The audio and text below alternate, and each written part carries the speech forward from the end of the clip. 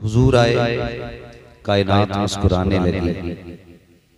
हुजूर आए, बेसहारों को सहारा मिला। हुजूर आए, बेइज्जत लोगों को वकार मिला। हुजूर आए तो रिश्तों की कद्र हमें मालूम हुई। हुजूर आए तो हमने अपनों की अहमियत जानी। हुजूर आए तो हुजूर की आमद से इंसानियत का मयार बुलंद हुआ। हुजूर की आमद से पहले के जो हालात थे वो यकीनन ऐसे हालात थे कि जिनको देख करके इंसानियत आखिरी सांसें ले रही थी। और फिर मेरे नबी तशरीफ लाए, फिर इंसानियत का आलम बुलंद हुआ। हुजूर आए, तारीकी दूर हुई। हुजूर आए, जिहालत का खात्मा हुआ।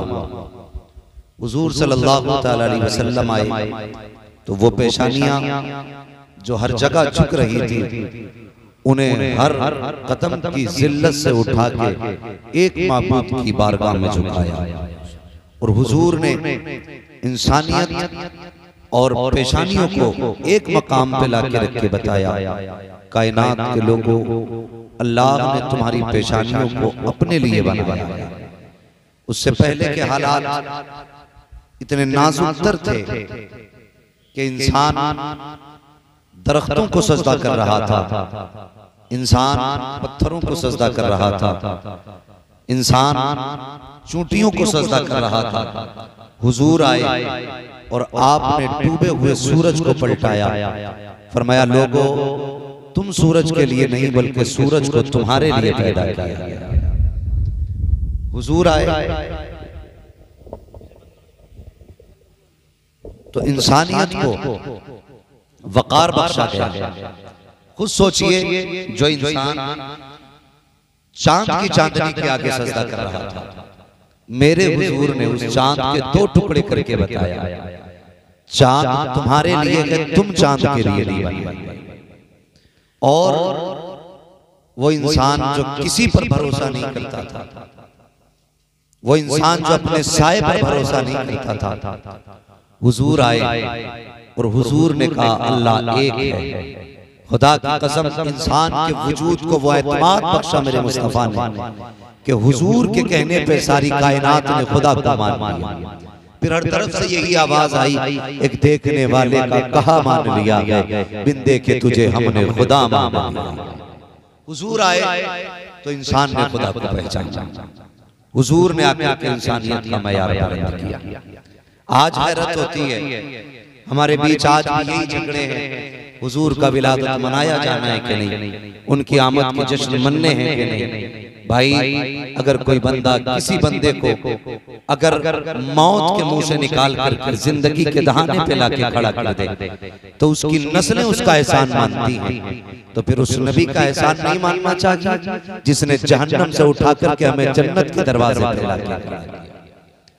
अगर किसी रोटी खिलाने वाले का एहसान माना जाएगा तो फिर जिसके खैरात से कायनात बन रही है उसका एहसान क्यों नहीं माना जाएगा।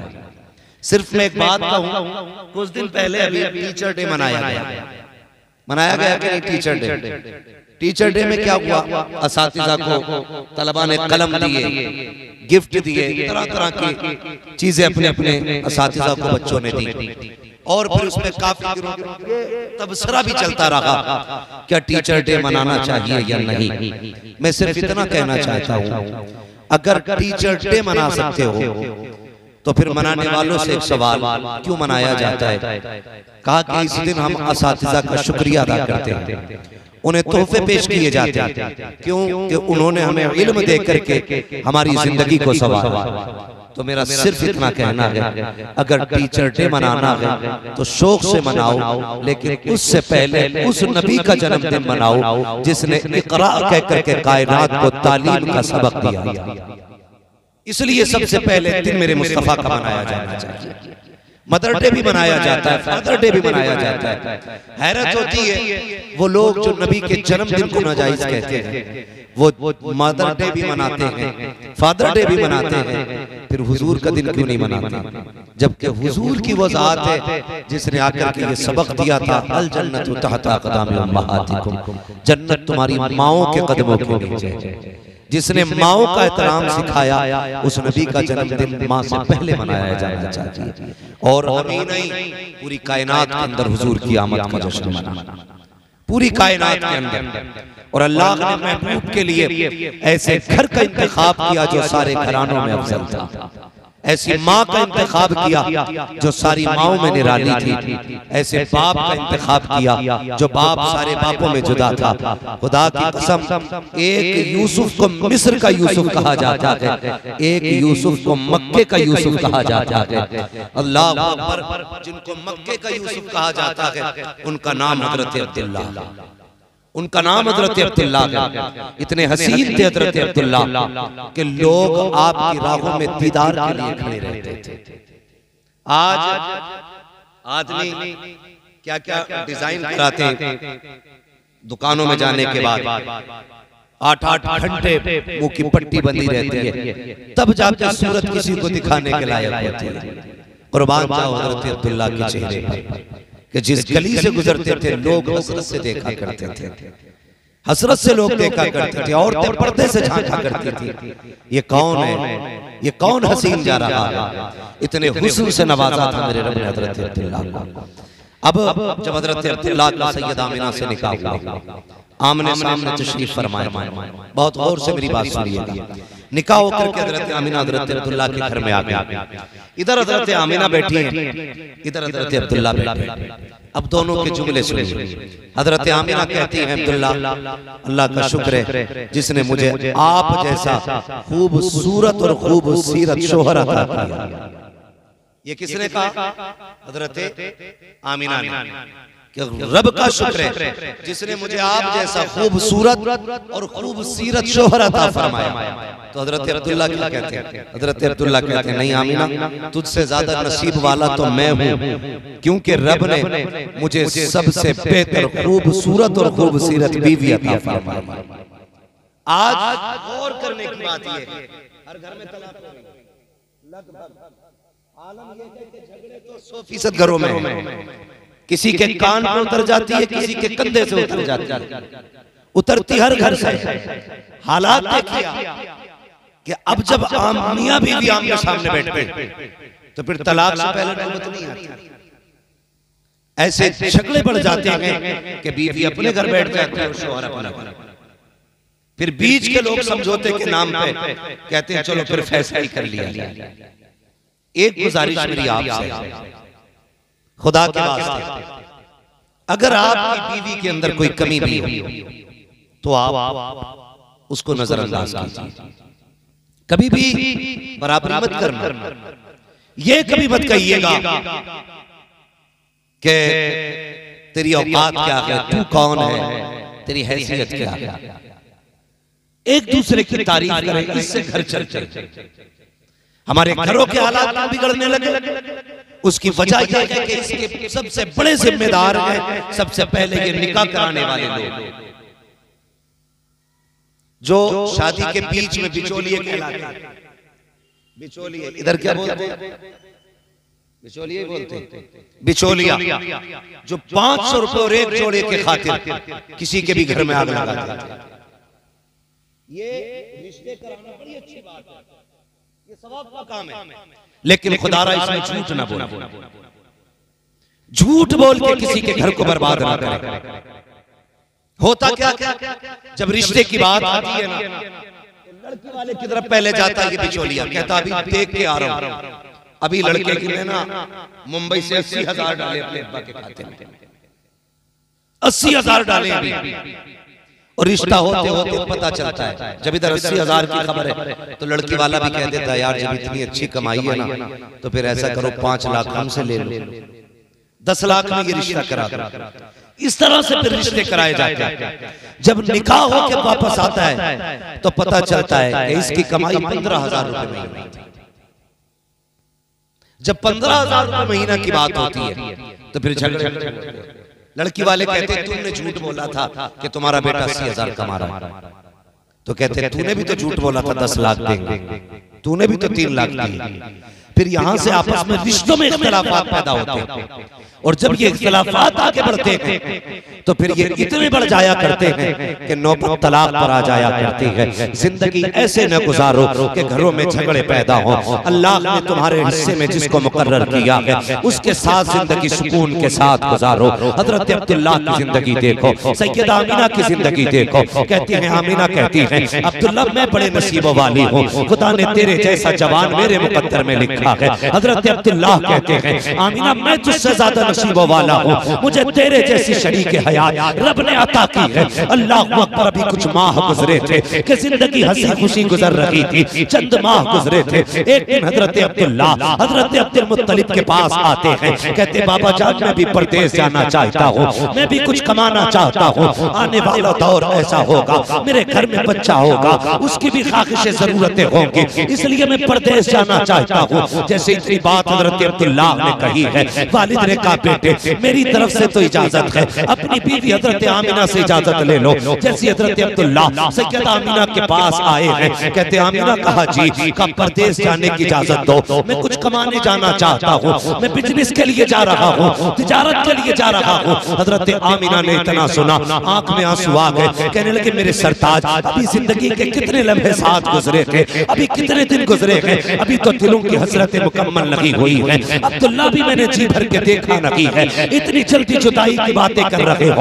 आमिना जल्दी इजाजत है, मैं फिर वापस आऊंगा, वादा करता हूँ तेरे हाथ की पकी रोटी भी खाएंगे, तेरे साथ बैठ करके मोहब्बत भरे लम्हे भी बिताएंगे। अल्लाह अकबर। हजरत आमिना ने हजरत अब्दुल्लाह को इजाजत देती है। जैसे हजरत अब्दुल्लाह परदेश जा रहे हैं, जहाँ तक हजरत अब्दुल्लाह नजर आए हैं, सैयदा ने खड़े होकर के अपने सरताज को जाते हुए देखा है। अल्लाह अकबर। कुछ दिन बीत जाते हैं, कुछ वक्त गुजर जाता है, इधर हजरत आमिना हजरत अब्दुल्लाह की वापसी के इंतजार में है। जब वो वक्त करीब आया जिस वक्त में हजरत अब्दुल्लाह को पलट करके आना था, हजरत आमिना इंतजार कर रही है, वो दिन आने वाला था।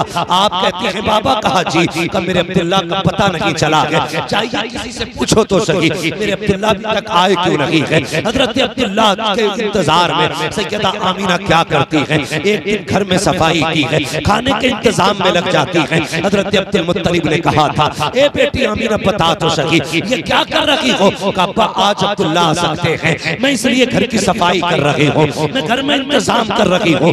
ये कह के हजरत आमिना ने कहा कि जरा पता तो कीजिए कब तक अब्दुल्लाह आने वाले हैं। हजरत अब्दुल मुत्तलिब घर से निकले हैं, हरम शरीफ में पहुंचे हैं, अभी पूछना चाहते थे, इतने में एक शख्स दौड़ता हुआ आया, उसने कहा कि आप भी अब्दुल मुत्तलिब हो। कहा जी। का एक बड़ी बुरी खबर है। का क्या खबर लेके आए हो। कि अब्दुल्लाह तुम्हारे बेटे हैं। कहा जी। का अब्दुल्लाह वापस नहीं आएंगे। का किस लिए। का रास्ते में उनका इंतकाल हो गया है। इतना सुनना था। हजरत अब्दुल मुत्तलिब जमीन पे बैठ जाते हैं, अपने दिल को संभाल रहे हैं। आपके पास खुदा ने कई बेटे दिए थे, खुद को तो संभाल लेते हैं, लेकिन दिल कहता है अब्दुल मुत्तलिब जरा ये तो बताओ। आमिना पूछेंगी तो क्या जवाब दोगे।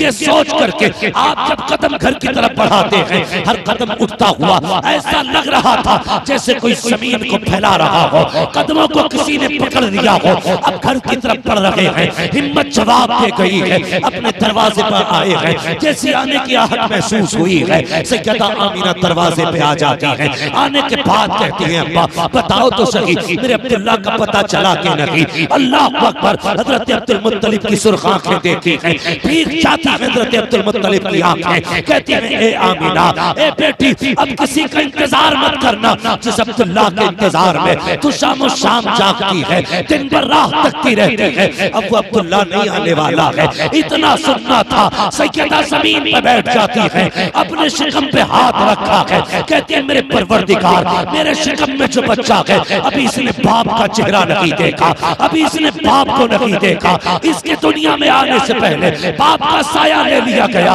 ए मेरे परवरदिगार मेरा बच्चा पैदा होने से पहले यतीम हो गया है। जैसे इतना कहा आवाज आती है आमिना परेशान ना हो, हम तेरे बेटे को लावारिस नहीं रखेंगे, हम तेरे बेटे को कायनात का वारिस बना के दुनिया में पैदा फरमाएंगे। अल्लाह। ये हजरत अब्दुल्लाह हजरत अब्दुल मुत्तलिब हजरत अब्दुल्ला की मौत की खबर हजरत अब्दुल्ला के घर आई है। सैयदा आमिना की वो जिंदगी के लम्हे याद रखना। मैं एक बात पहले कहना चाहूंगा, जहां तक मेरी आवाज जा रही हो, और बेटी वालों तो मेरी बात नोट करके लेके जाना। अपनी बेटियों को ये सबक दे देना, कभी शोहर को बद्दुआ न देना, कभी शोहर के खिलाफ कोई गलत जुमला न कहना। खुदा की कसम शोहर शोहर हुआ करता है, शोहर शोहर हुआ करता है। जब कभी झगड़ा होता है कितनी आसानी से औरतें कह देती हैं, जा पलट के मत आना, मुझे तेरी सूरत भी अच्छी नहीं लगती है, मैं तुझे देखना नहीं चाहती। ए मेरी बेटी मेरी बहन, तुझे खुदा का वास्ता शोहर शोहर होता है, इसे बद्दुआ न दे, बल्कि ये घर से निकले मुसल्ला बिछा के सजदे में सर रख के अपने रब से दुआएं किया कर। मालिक सुहागन के जोड़े में छोड़ के गया है, सुहाग के जोड़े में मालिक ने लाना। ये दुआएं मांगा करो, वरना हमने देखा है अगर शोहर चला जाता है तो वो औरतें जिनकी हुकूमत घर में चला करती है, अगर 10 बेटों की माँ भी हो फिर भी शोहर के बाद उसकी कोई औकात नहीं रह जाती है। अगर शोहर इंतकाल कर जाता है तो माँ की हाथ की कलाई के सोने के कंगन तक बेटे उतार लेते हैं। हाँ हाँ, वो माँ जिसकी मर्जी से घर में एक वक्त का खाना जिसकी मर्जी के बगैर नहीं बनता, अगर उसका शोहर इंतकाल कर जाए तो कल यही बेटे अपने चूल्हों के लिए लड़ा करते हैं। वो माँ कल जिसकी मर्जी से खाना बनता था, आज वो अपनी रोटी का इंतजार करती है, कोई बेटा रोटी दे करके जाए। हाँ हाँ, हम जानते हैं 4-4 बेटों को हमने एक माँ को रोटी देने के लिए लड़ते हुए देखा है। ये कहते सुना है, आज बारी तेरी है, आज बारी तेरी है। ए मेरी बहन, अपने शौहर की जिंदगी की सलामती की दुआएं मांगना। अगर ये सलामत है तो तू किसी की मोहताज नहीं रहेगी, अगर ये चला गया तो तेरी जिंदगी में दुखों के सिवा कुछ नहीं रह जाएगा। हाँ हाँ, तेरे घर के आंगन में वो नूरानी छत तो होगी, लेकिन इज्जत से रोटी देने वाला कोई ना होगा। तेरे बदन पे कपड़े तो होंगे, लेकिन उन कपड़ों की रौनक मिट चुकी होगी। तेरे सर पे दुपट्टा तो होगा, लेकिन उसकी जीनत जा चुकी होगी। हाँ हाँ, अगर शौहर का जनाजा उठा तो सिर्फ कमाने वाला नहीं, तेरी हजरतें कब्रिस्तान चली जाएंगी, तेरी ख्वाहिशें कब्रिस्तान चली जाएंगी। इसलिए मैं कहता हूँ कभी शौहर को बद्दुआ न देना। अगर कहना है तो ये कहना, मालिक मैं रखूं ना रखूं, मेरे शौहर का साया मेरे बच्चों पे सलामत रखना है। नारे तकबीर, नारे रिसालत, उलमाए अहले सुन्नत मसलके आला हजरत जश्न ईद मिलादुन नबी। नारे तकबीर, नारे रिसालत। इसका थोड़ा इको कम कीजिए और आवाज बढ़ा दीजिए इसकी, जो बात समझ में तवज्जो है आप लोगों की।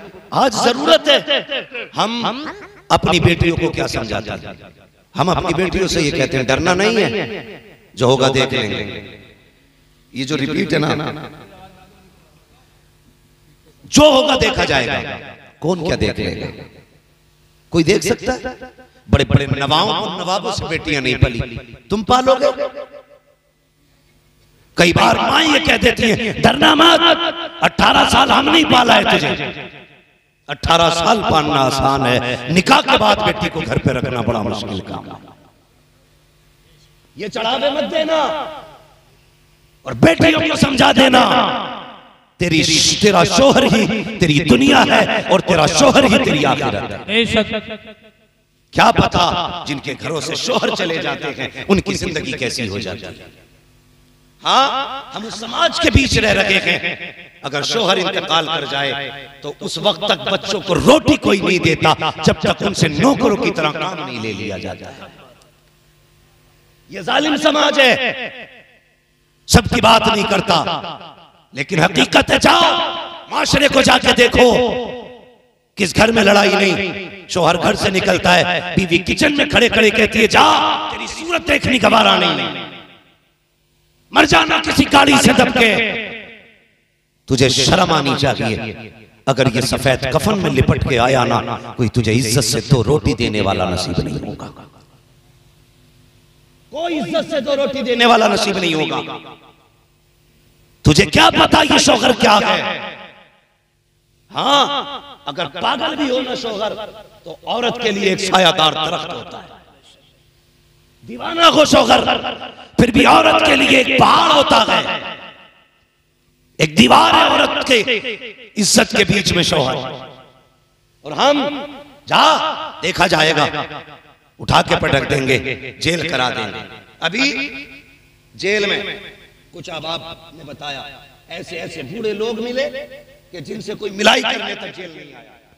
और मुफ्ती साहब क़िबला ऐसा मासूर शख्स एक था बूढ़ा कि जो बेल चेयर पे बैठा हुआ था, बेल चेयर पे जेल के अंदर, उससे पूछा गया कि चाचा इस उम्र में आप यहाँ कैसे आ गए? कहने लगे बहू ने एक मुकदमा किया था। बहुत गौर से मेरी बात सुनिए। कहने लगे बहू ने मुकदमा किया, जिसकी सफेद दाढ़ी है उसको तुमने दहेज प्रथा के केस में लाके जेल के अंदर डाल दिया। जिसके बाल सफेद हो गए हैं उस पे तुमने 76 के मुकदमे लगा करके उसे जिल्लत की जिंदगी जीने पे मजबूर किया। ए हव्वा की बेटी, मेरा इतना सवाल है, मुझे इतना बता दे, क्या तुझे मौत नहीं आनी है? क्या तुझे मर के रब को मुंह नहीं दिखाना है? ये झूठे मुकदमे, ये 420 के केस ना करो। ये दुनिया के दुनिया यहाँ पैसे की चलती है, लेकिन वहां पैसे की नहीं चलेगी, वहां उसकी चलेगी जिसके साथ हक होगा, जिसके साथ सच होगा, जिसके साथ रब होगा, वहां उसकी चलेगी। जो जालिम होगा वो तरसेगा और जो मजलूम होगा वो फख्र से सर उठा के खड़ा हो। बेशक, सुभान अल्लाह, सुभान अल्लाह। इसलिए डरना आखिरत से, जिसके दिल में आता है मुकदमा कर देते। ये मुसलमानों की कहानी है, जाओ जेलों में जाके देखो। कितनी औरतों ने सिर्फ अपनी बेवकूफी की वजह से अपने शोहरों को जेल में डाल दिया और उनके बच्चे बाप के होते हुए यतीमों की तरह जिंदगी गुजार रहे हैं। शर्म आनी चाहिए हमारे समाज को। 12वीं का झंडा हर बेवा के घर पे होगा, हर शादीशुदा, हर जोड़े के घर पे लगा होगा। हाँ, यतीमों के घर पे भी झंडा होगा, अमीरों के घर पे भी झंडा होगा। लेकिन मुझे जरा ये बताना, ये झंडा लगाने वाले ये फैसला करेंगे पहले कि जो हमारे अंदर कमियां थी उन कमियों को पहले दूर करेंगे, बाद में मुस्तफा के नाम का झंडा लगेगा। ये कब होगा बताइए? खुदारा बदलें अपने आप को। ये जो बेटियां मुकदमे कर रही हैं और शरीफ और बेगुनाह लोगों को फंसाती हैं, अल्लाह से डरो, वरना अल्लाह जब गिराएगा कब्र में कोई बचाने वाला नसीब नहीं होगा, कोई बचाने वाला नसीब नहीं होगा। आज तेरे भैये की थानेदार से रेड पेट अच्छी है ना, आज तेरे भाई के शोर से और सिफारिश से ऊपर तक है, तो जिसे चाहोगे फांसी करा दोगे, जिसे चाहोगे जेल में डलवा दोगे। नहीं, डरो अल्लाह से। एक दिन ऐसा आएगा कि उस दिन कोई नहीं होगा बचाने वाला। फिर अल्लाह आवाज देगा, बुला अपने हिमायतियों को, बुलाओ उनको जो पैसों पे दम भरते थे, बुलाओ उनको जिनके मामलात थाने कचहरियों में ज्यादा थे। फिर कोई नहीं आने वाला, कोई नहीं आने वाला। खुदारा बेटियों को यही सबक पढ़ाई, यही सबक पढ़ाई कि तेरा शौहर तेरी खुशियों का सबसे बड़ा जिम्मेदार है। अपने शौहर की जिंदगी की दुआएं मांगना, ये बताया करो अपनी बेटियों को, अपने शौहर की जिंदगी के लिए दुआएं मांगना। आज ना लगता नहीं है, जिन औरतों के शौहर इंतकाल कर जाती, सब कुछ होते हुए भी वो जिंदा लाश बन के रहा करती है। जिंदा लाश बड़ा मुश्किल होता है जीना, बहुत मुश्किल होता है। और फिर देखो तो सही, सैयदा आमीना, अल्लाह अकबर, हजरत अब्दुल्ला, चांद जैसा शौहर, किसी का काला कलोटा मर जाए वो औरत बेहोश हो जाती है जिसका चांद जैसा शौहर चला गया। हाँ, कम से कम कुछ लोगों को ये तो सब्र होता है, हमने जनाजा देख लिया, ये तो सब्र होता है कि हमने हाथों से मिट्टी दी है।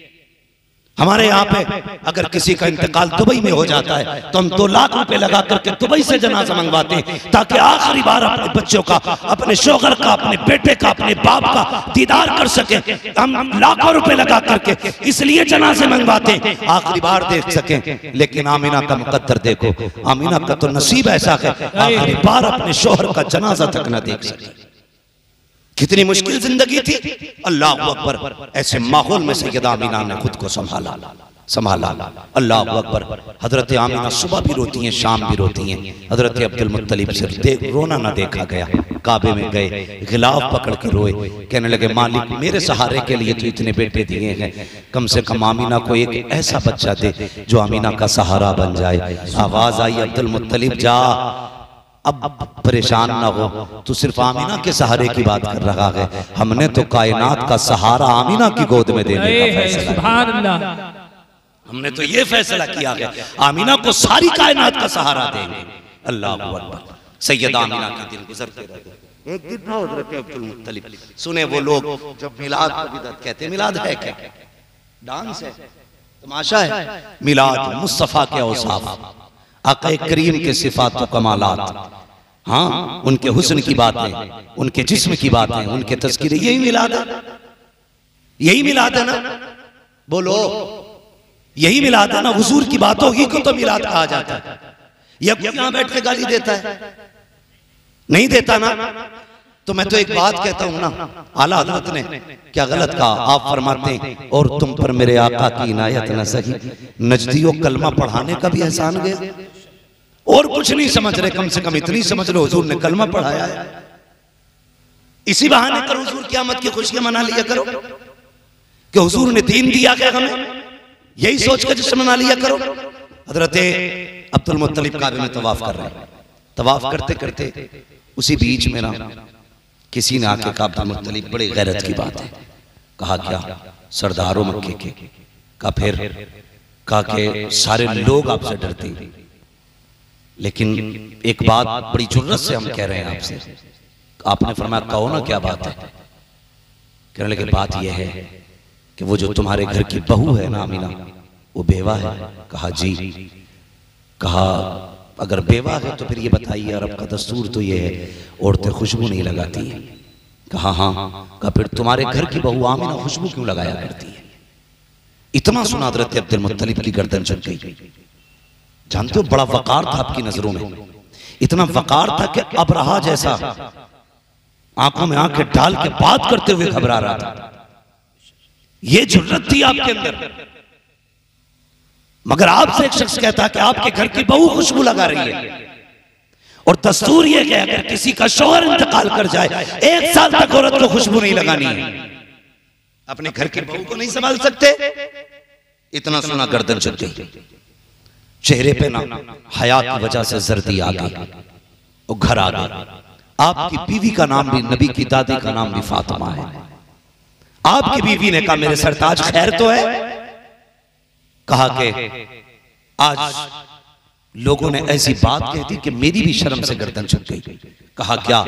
कहा जरा चाहिए तो आमीना से बात कीजिए। कहा क्या हुआ? कहा सुना है आमीना कोई खुशबू लगाया करती है, आमीना कोई खुशबू लगाती है। कहा किसने कहा? कि मक्के में सारे लोग बातें कर रहे हैं। कहा ये कौन कह रहा है? कहा मक्के के लोगों ने कहा। कहा उनसे किसने कहा? कि मक्के की औरतों ने कहा है। कहा क्या कहा है? कि आमीना ऐसी खुशबू लगाती है जो खुशबू मक्के के किसी बाजार में नहीं मिलती है, किसी मार्केट में नहीं मिलती है।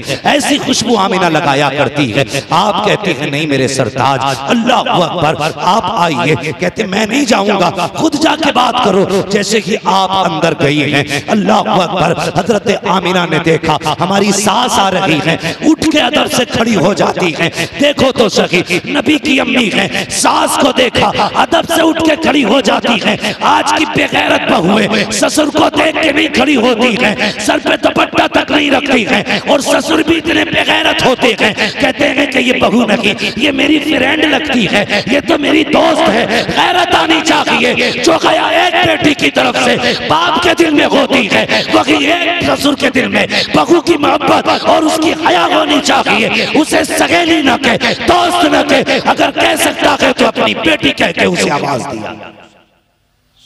हमारा मुआशरा बेगैरत होता जा रहा है, तरक्की कर रहे हैं हम लोग।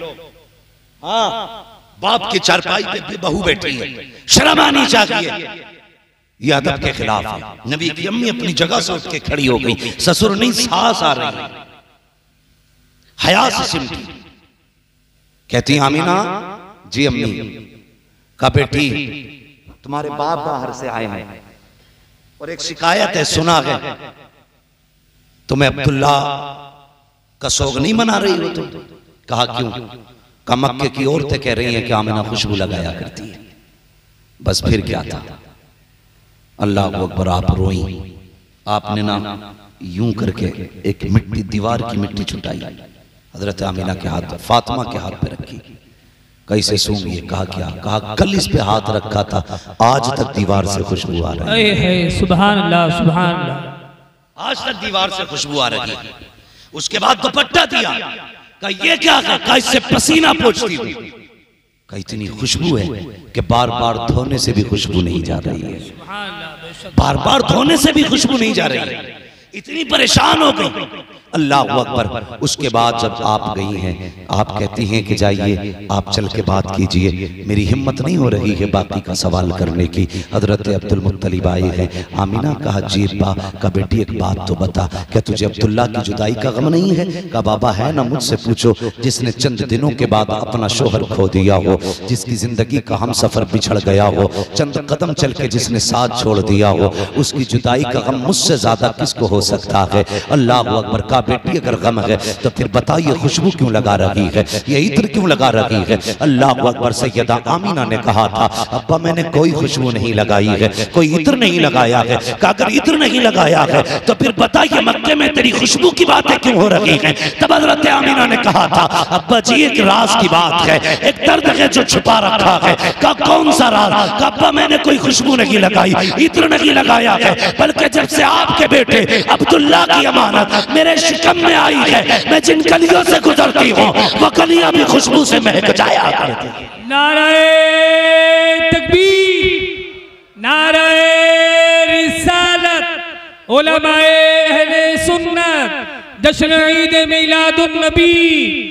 नारे तकबीर, नारे रिसालत, सुभान अल्लाह, सुभान अल्लाह। जैसे इतना सुना ना, हजरत अब्दुल मुत्तलिब दिल पे हाथ रख के मुस्कुराने लगे। आमिन आज कलेजा ठंडा हो गया। कहा क्यों? कहा जिसकी दुआएं मांगी थी रब ने वो नेमत अता फरमा दी। सुभान अल्लाह। रब ने वो नेमत अता फरमा दी है। अब हजरत आमीना कहती हैं अब्बा बात यहीं खत्म नहीं होती है। कहा फिर? कहा और भी कमालात हैं। कहा क्या?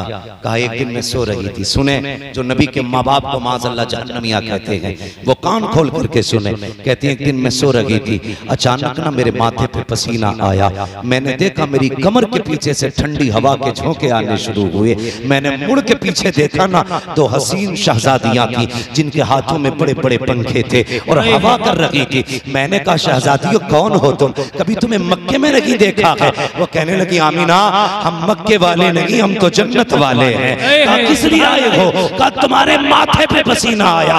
रब ने कहा जाओ जाके मेरे महबूब की माँ के माथे का पसीना जन्नत की हवाओं से सुखाया जाए। और बता तो सकी अगर आमीना के माथे पे पसीना आ जाए रब को गवारा नहीं है, वो जहन्नम में जाएगी, रब को कैसे गवारा हो? सुभान अल्लाह, सुभान अल्लाह। बहुत बताया जाए कैसे गवारा करेगा। और सुने नबी की अम्मी बरेली के अहमद रजा नहीं कह रहे, जो कल को कोई ये ना कहे कि ये बरेलवी था और मौलाना अहमद रजा की किताब पढ़ के गया। नबी की अम्मी सैयदा आमीना कहती हुजूर मेरे शिकम में आए, जैसे चौथा महीना लगा, कहने लगी मेरे ख्वाब में मुबारकबादियां आने लगी। सुभान अल्लाह। मुबारकबादियां आज भी सुन्नी क्या कहते हैं? सरकार की आमद, अल्लाह आपके लहजे पे मुझे कुर्बान करे। ऐसा लग रहा है जैसे कि भूखे आके बैठे हुए सारे। बोल सकते तो बोले सरकार की आमद, माशाल्लाह बोल सकते हैं। हाँ कलीम भाई अल्लाह आपको सलामत रखे। लगता है सबके बदले तो आप ही बोलते हैं। ठीक है जी, सरकार की आमद। ये पीछे वाले क्यों नहीं बोल रहे? क्या सारे बरेलवी है ना? सारे सुन्नी बैठे? जितने बैठे जरा हाथ उठाए। करवट में देखो किसका नहीं उठाए। जिसका नहीं उठे अल्लाह करे उसका हाथ मलकुल मौत उठा ले आके। रिश्ता ही तो है यार, हंस का है भाई। बहुत गौर से मेरी बात सुनिए, अल्लाह आपको सलामत रखे। मुबारकबादियां आने लगी। अल्लाह अकबर। अगली बात सुनिएगा। फरमाती हैं अब्बा आपको क्या बताऊं, जब मैं रास्तों से गुजरती हूं ना तो जो दरख्त है ना ये सजदों में गिर जाया करते हैं।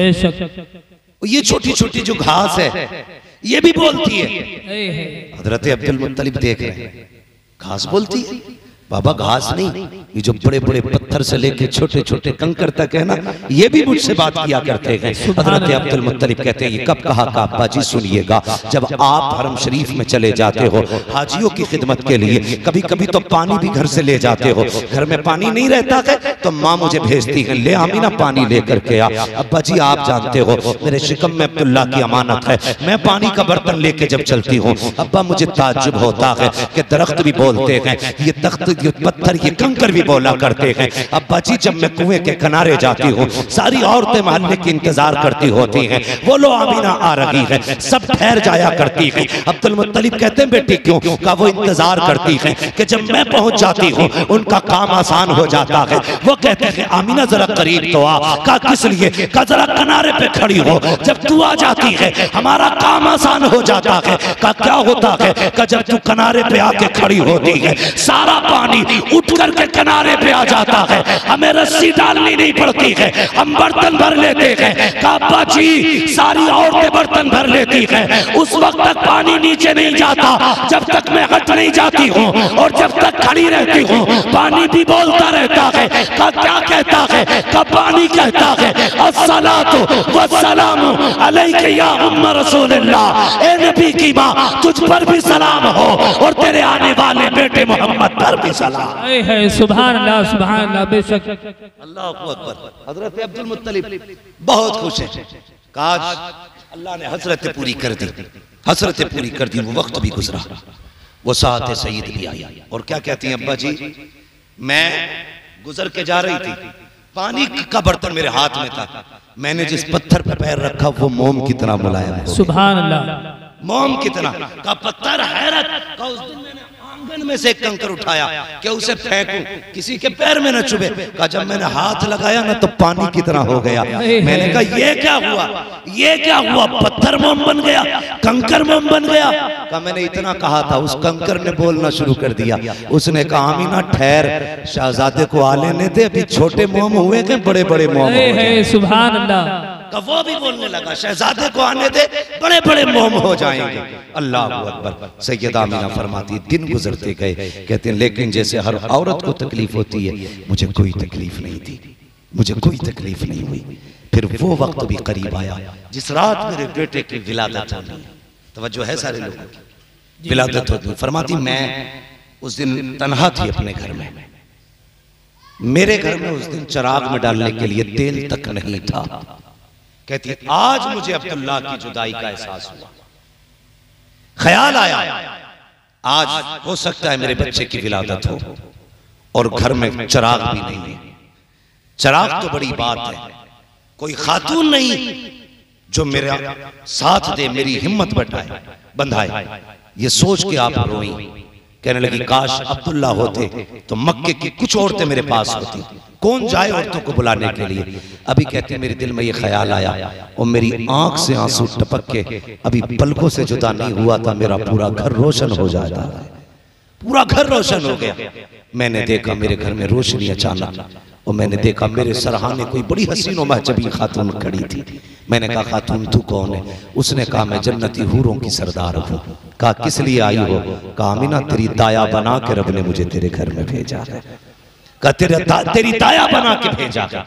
फरमाती फिर मुझे एक प्याला पेश किया गया, कहती मैंने वो प्याला पिया, वो दूध से ज्यादा सफेद, शहद से ज्यादा मीठा और बर्फ से ज्यादा ठंडा, मुश्क से ज्यादा खुशबूदार था।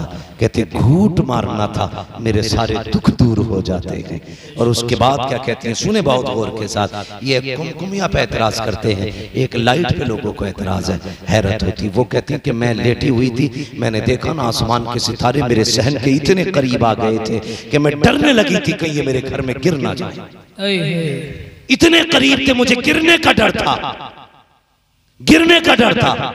कहते हैं सितारे करीब। फिर मैंने देखे मेरे घर के अंदर बड़े खूबसूरत परिंदे आए, उन्होंने मोती अपनी चोंचों में रख रखे थे और वो सारे मोती मेरे बिस्तर के चारों तरफ बखेरे गए। मेरा पूरा घर जन्नत बना दिया गया। अल्लाह अकबर। अब सुनिएगा, हम घर सजा ले तो पेट में दर्द। अल्लाह ने फरमाया जिब्रील जी रब्बे जलील का जन्नत को सजाने का हुक्म दिया जाए। मालिक जन्नत तो है ना सजी हुई चीज, कहा हाँ है, मगर हम चाहते हैं आज महबूब आने वाला है, जन्नत को हर दिन से ज्यादा हसीन बनाया जाए। सुभान अल्लाह। जन्नत को 16 श्रृंगार कराए गए और सजा दी गई जन्नत, सारे दरवाजे खुल गए।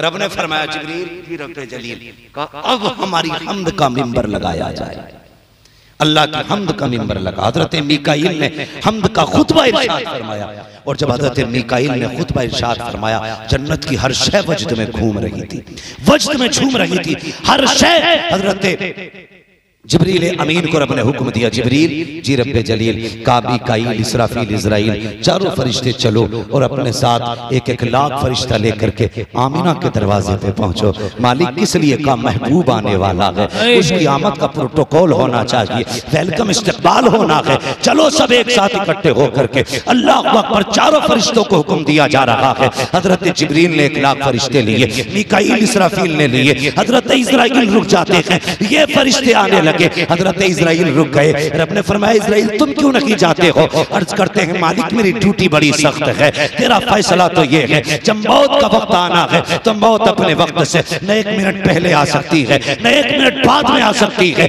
मेरी ड्यूटी इतनी सख्त है, ए मेरे परवरदिगार, आज कितने बच्चों को यतीम बनाना है, कितनी औरतों को बेवा बनाना है, कितनी माओ की गोद से उनका सहारा छीनना है, कितने बूढ़ों के बुढ़ापे की लाठी लेके आनी है, कितने घरों का चराग बुझाना है, कितनी औरतों की मांग का सिंदूर साफ करना है। ए मेरे मालिक अगर मैं भी चला गया आज मेरी ड्यूटी का क्या बनेगा? रब ने फरमाया मलकुल मौत तुम नहीं जानते क्या मेरा महबूब आने वाला है, और जानते हो जब तुम किसी बच्चे को लेके आओगे तो माँ रोएगी, बच्चों को लाओगे तो बाप रोएगा, बाप को लाओगे तो बच्चे रोएंगे, माँ को लाओगे परिवार रोएगा। ए मलकुल मौत आज महबूब आने वाला है, हम ये नहीं चाहते हैं किसी के घर से रोने की आवाज आए, हम ये नहीं चाहते हैं आज किसी की आंख में आंसू आए, इसलिए मलकुल मौत जाओ, आज हमने भी महबूब के सदक़े में तुम्हारी भी छुट्टी कर दी है, मरने वालों को आज जिंदगी की सौगात अता फरमा।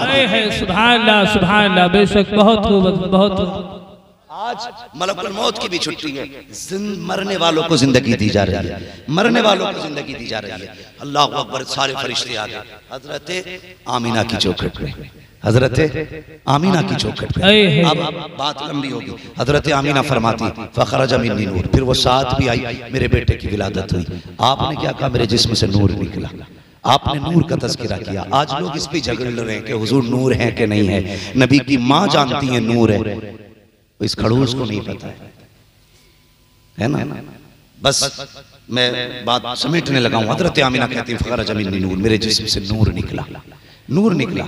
और अब मैं अगली बात करूं, फरमाती सुने, हर माँ की ख्वाहिश होती है कि अपने बच्चे को देखे, हर माँ चाहती है वो ये देखे इसकी आंख कैसी है, इसकी नाक कैसी, इसकी पेशानी कैसी है, गया किसे है, हाथ पैर कैसे हैं। कहते मेरा भी जी चाहता था, देखो मेरे लाल का माथा कैसा है, इसकी आंखें कैसी हैं, इसका चेहरा कैसा है, इसका बदन कैसा है। फरमाती हैं मैंने जब उसको देखा, अल्लाह अकबर, कहती हैं लम्मा वदातु, जब मैंने अपने बेटे को जना और उसकी तरफ मैंने निगाह डाली, काना मकबूलन, मेरे लाल की आंखों में सुरमा लगा हुआ था। फरमाती मेरे लाल की आंखों में सुरमा लगा हुआ था, मधुनन बालों में तेल लगा हुआ था, मखतूनन खतना शुदा पैदा हो रहे हैं। अगली बात कहती है मगसूलन, गुस्ल करके तशरीफ ला रहे हैं, मुअत्तरन, इतना ऐसा लगा है मेरे घर में विलादत हो रही है, खुशबू मक्के की सारी गलियों में फैलती है। सुभान अल्लाह। कहती है काना आते मेरे लाल ने सजदे में सर रख दिया था, सजदे में सर रख दिया था। कोई है ऐसा जो इस शान से आया हो, मगसूलन, जो गुस्ल करके आया हो। ओ यार कोई दूल्हा बनता है तो किसी को बाप नहलाता, भाई नहलाता है, कुछ जगह तो बड़ा सनीचर नाई नहलाता है, जिसे खुद नहाने की जरूरत हुई वो दूल्हा को नहलाता है और फिर उसके बाद बैठाया जाता है। सोचो तो सही, दूल्हा को दो लोग नहलाते हैं ताकि दूल्हा में कोई कमी ना रह जाए। रब ने अपना महबूब भेजा तो कितना सजा के भेजा, सुभान अल्लाह, कितना सजा के भेजा होगा। का महबूब सुरमा भी हम लगाएंगे, बालों में तेल भी हम डालेंगे, महबूब गुस्ल भी हम देंगे, आज दूल्हा हम बना के भेजेंगे। और जब दूल्हा बना के भेजा गया, कहती काना साजिदा, मेरे लाल ने सजदे में सर रख दिया है, अल्लाह अकबर। कहती हैं कि जैसे मेरा लाल आया, एक सब्ज रंग का कपड़ा आके मेरे लाल के सत्र पे पड़ गया। कहती मैंने अपने लाल का सत्र मैंने भी खुला हुआ नहीं देखा। अल्लाह अकबर। ये सरकार दो आलम सल्लल्लाहु तआला अलैहि वसल्लम की शान है। इधर हुजूर पैदा हो रहे हैं, हुजूर हजरत अब्दुल मुत्तलिब काबे में तवाफ कर रहे हैं। तवाफ करते करते वो काबा झुका, फिर सारी बातें आप जानते हैं। आप बड़ी तेजी से ये सोचने लगे ये सब कुछ कैसे हो गया, ये कैसे हो गया। ख्याल आया झुका किधर है, कहा घर की तरफ, फिर दौड़े अपने घर की तरफ। कई दिन से मेरे घर में कुछ अजीब चीजें देखने को मिल रही हैं, लगता है मेरे घर कुछ नया हुआ है। जैसे घर आए अपने दरवाजे पे जाना चाहते थे, अल्लाह अकबर, दरवाजे पे एक जवान ने यूं हाथ लगा रखा है, यूं हाथ लगा रखा, हाथ में नंगी तलवार थी। और जैसे अब्दुल मुत्तलिब अंदर जाना चाहते, उसने कहा ठहरिए, अंदर नहीं जा सकते हो। कहा ये मेरा घर है। कहा घर आपका होगा लेकिन आज नहीं जा सकते हो अभी। कहा क्यों, मुझे नहीं जानता, काबे का मुतवल्ली हूँ। कहा ओके काबे के मुतवल्ली, हम भी रब की तरफ से भेजे गए हैं। कहा क्यों खड़े हो। कहा आज तुम्हारे घर में रब का महबूब आया है और उसका फैसला ये है, उसे देखने के लिए फरिश्ते आ रहे हैं। रब ये चाहता है पहले अर्श वाले देखेंगे, उसके बाद में उसका चेहरा फर्श वाले देखेंगे। नारे तकबीर, नारे रिसालत, उलमाए अहले सुन्नत, हजरत अल्लाह मौलाना मुफ्ती हम्माद रजा साहब क़िबला, नारे तकबीर, नारे रिसालत। समझ गए बात। पहले अर्श वाले देखेंगे, फिर उसके बाद, फिर बोले उसके बाद फर्श वाले देखेंगे। जब इतना सुना तो दादा थे उछल गए खुशी से। दादा से ज्यादा खुशी किसी को नहीं होती। कहने लगे अब जाकर बताऊंगा मक्के में, मेरे घर आके देखो कौन आया। जब गए तो बोलना चाहते थे, अल्लाह ने ताला लगा दिया, मुंह बंद। कुछ बदअकीदा देखो, यहीं से दलील उठा के मैं देखो जो जा रहे थे ऐलान करने के लिए, अल्लाह ने ताला लगा दिया।